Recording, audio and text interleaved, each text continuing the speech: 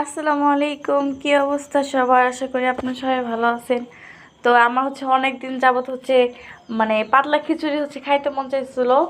তো বাড়িতে রান্না করি নাই, তো বাসায় এসে অনেক বেশি খাইতে ইচ্ছে করছে। তো এখানে রাইস কুকার বসাই দিচ্ছি। চলেন আপনাদেরকে দেখাই কি কি দিয়ে রান্না করতেছি। এই দেখেন, এখানে চড়াই দিছি, যেহেতু অল্প একটু খিচুড়ি সেজন্য আর চুলায় বসাই নেই।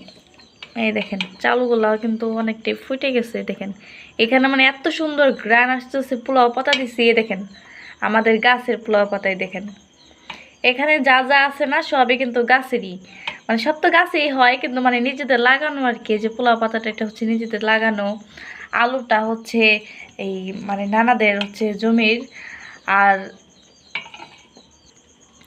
আর এখানে আমাদের গাছের এই পুঁই শাক আছে, তারপর লাউ শাক আছে, তারপরে অনেক ধরনের শাক আছে, সজনে পাতা আছে।